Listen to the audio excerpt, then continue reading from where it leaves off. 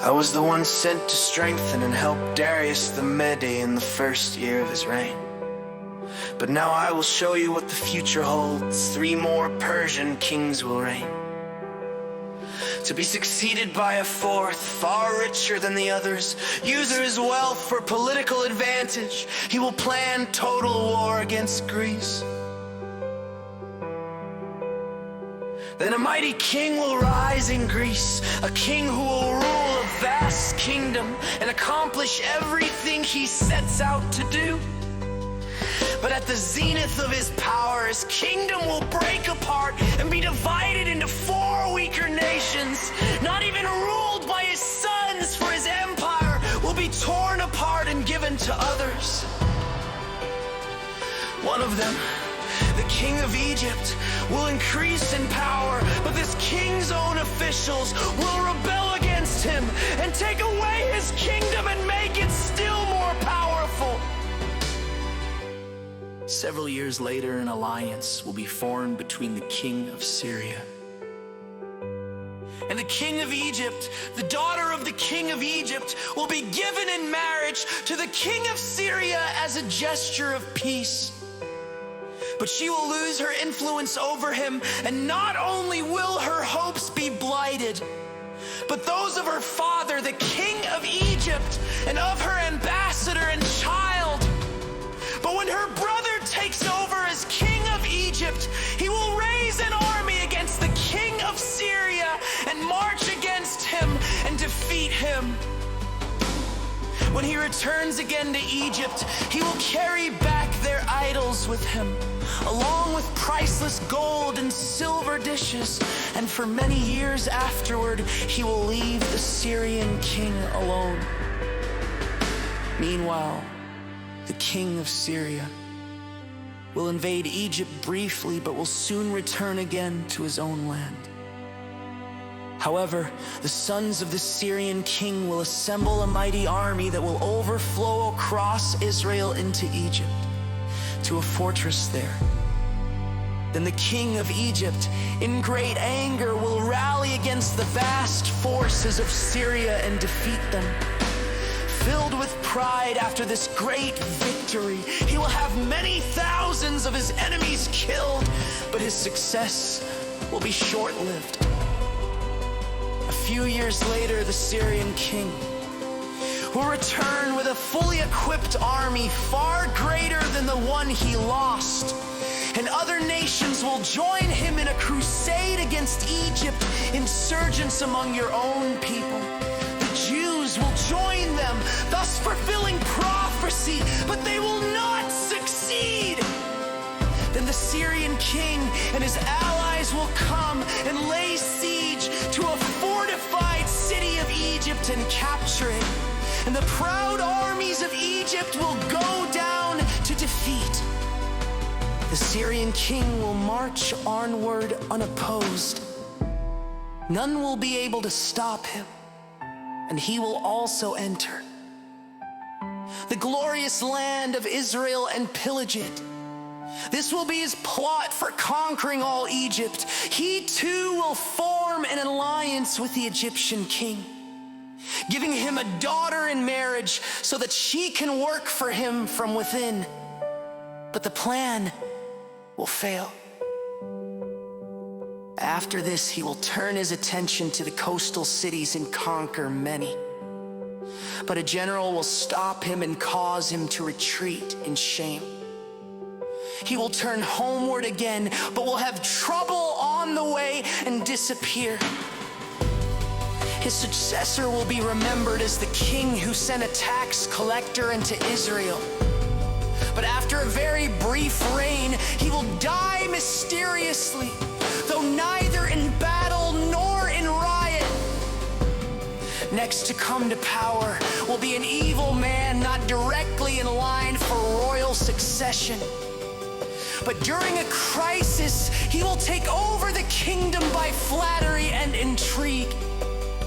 Then all opposition will be swept away before him, including a leader of the priests. His promises will be worthless. From the first, his method will be deceit. With a mere handful of followers, he will become strong. He will enter the richest areas of the land without warning and do something never done before. He will take the property and wealth of the rich and scatter it out among the people. With great success, he will besiege and capture powerful strongholds throughout his dominions. But this will last for only a short while. Then he will stir up his courage and raise a great army against Egypt. And Egypt too will raise a mighty army, but to no avail, for plots against him will succeed. Those of his own household will bring his downfall. His army will desert, and many will be killed. Both these kings will be plotting against each other at the conference table, attempting to deceive each other. But it will make no difference, for neither can succeed until God's appointed time has come.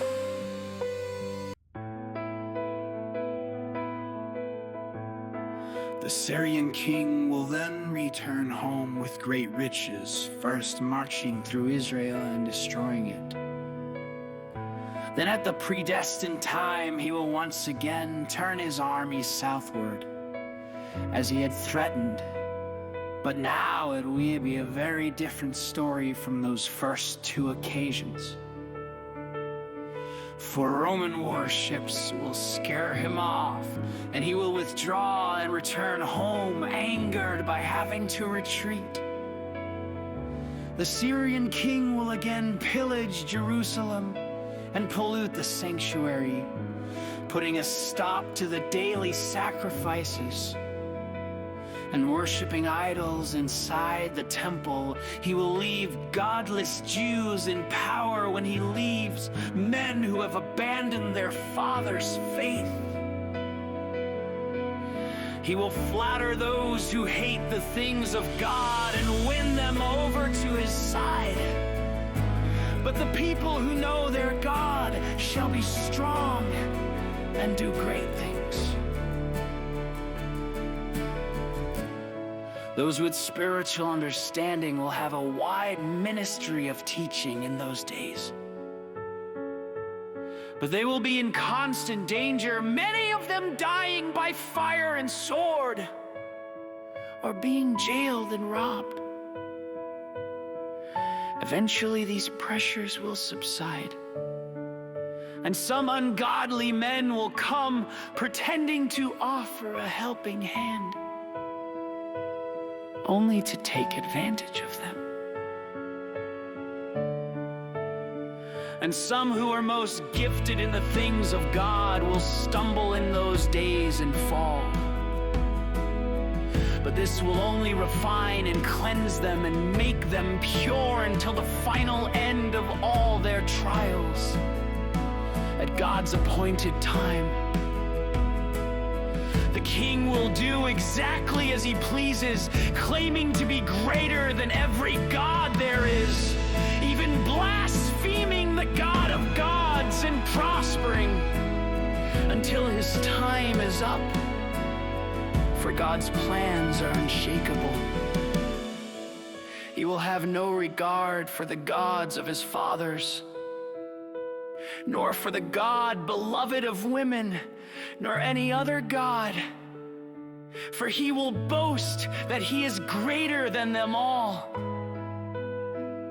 Instead of these, he will worship the fortress god, a god his fathers never knew, and lavish on him costly gifts. Claiming this god's help, he will have great success against the strongest fortresses. He will honor those who submit to him, appointing them to positions of authority and dividing the land to them as their reward. Then at the time of the end, the king of the south will attack him again, and the northern king will react and fury of a whirlwind. His vast army and navy will rush out to bury him with their might.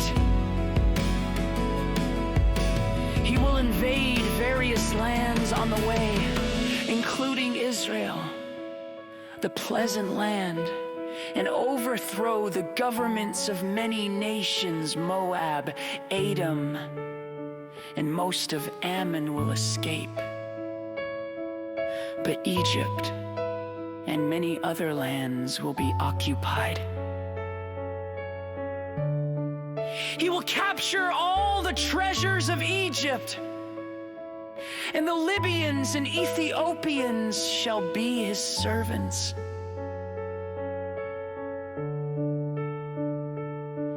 But then news from the east and north will alarm him, and he will return in great anger to destroy as he goes.